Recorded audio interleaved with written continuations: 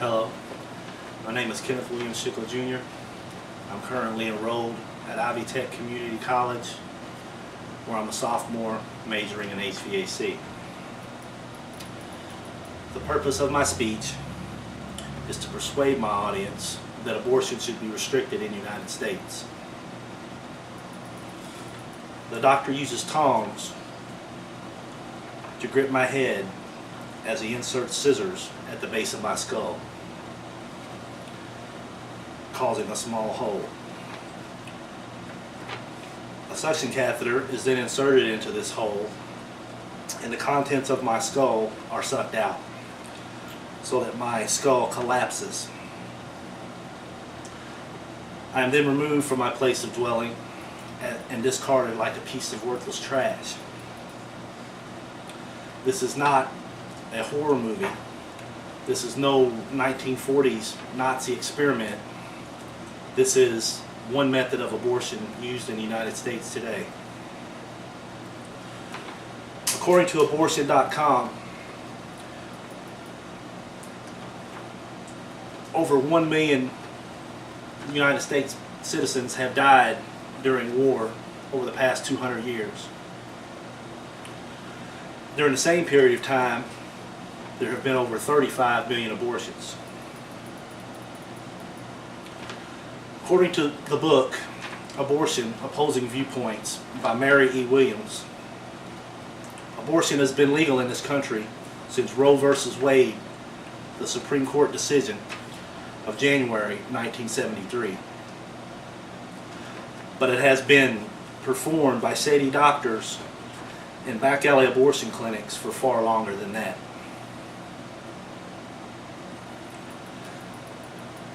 According to Dr. J.C. White, there are 1,500,000 abortions in the United States each year. Since Roe v. Wade, abortion has been available on an on-demand basis. And some people in this country view this as a form of birth control by having the attitude like, I'll get pregnant, I'll just have an abortion. It's no big deal. This attitude is immoral and sickens me, and the laws need to be changed so that these abortions of convenience are outlawed. The audience will agree that only in cases of rape, incest, or when the mother's health is at risk should abortion be allowed.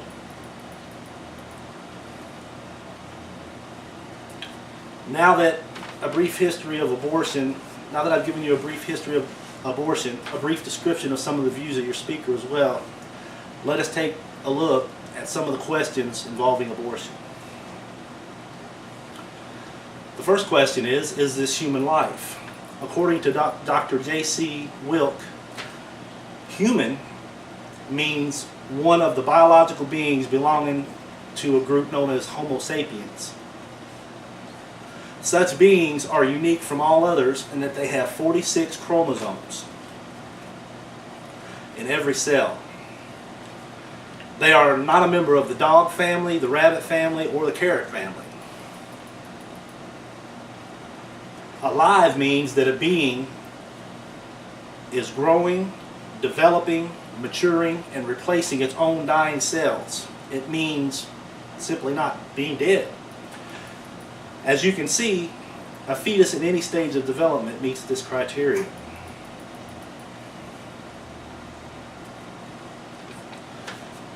The second question is abortion immoral?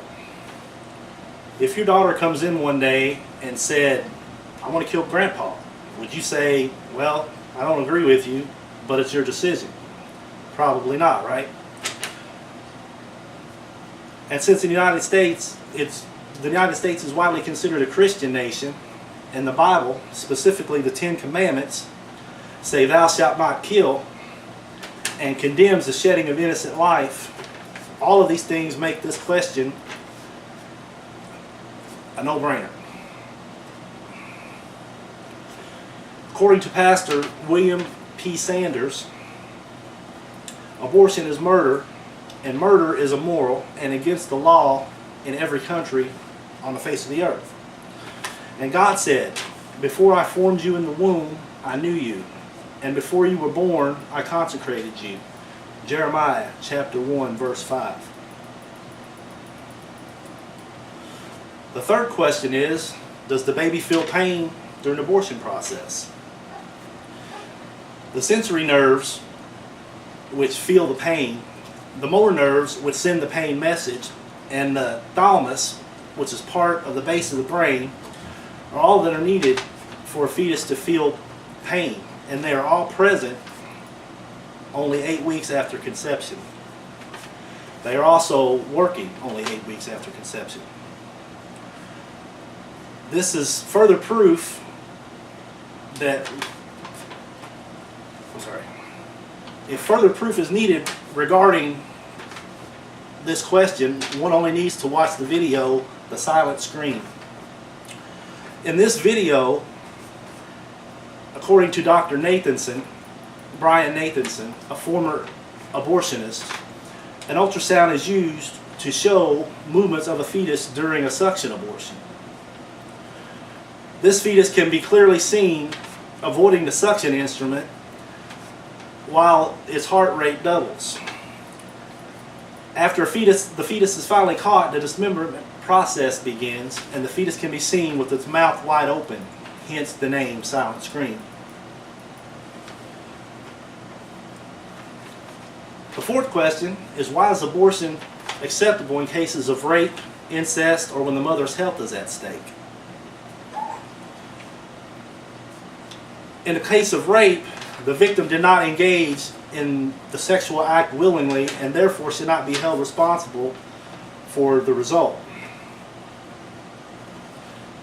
If pregnancy were from incest, the risk of certain birth defects increases, and most of the incest victims are below the age of consent, so they are also being victimized.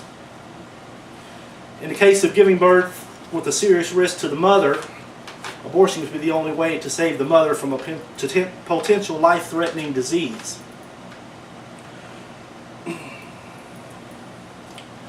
Now that we've covered some of the questions surrounding abortion, let us cover some of the ways abortion can be prevented in this country. First, birth control. There are many different types of birth control, such as condoms, the pill, the shot, the patch, spermicide, abstinence, or medical sterilization.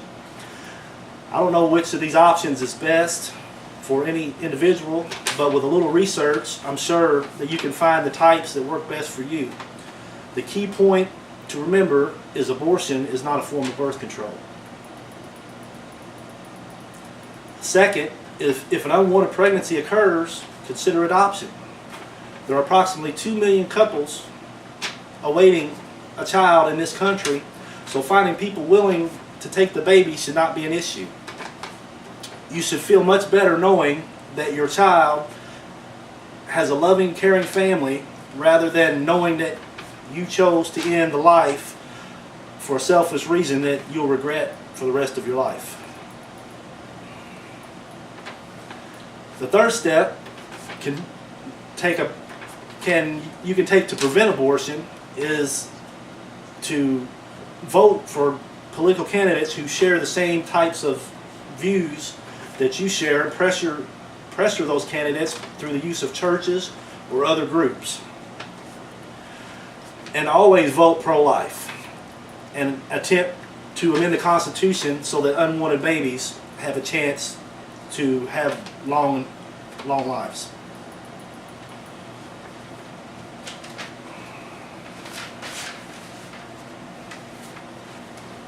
In closing, I would like to say that abortion is immoral, except for special circumstances.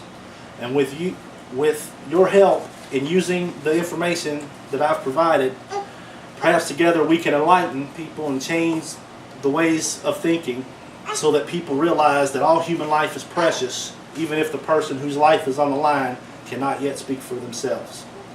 Thank you.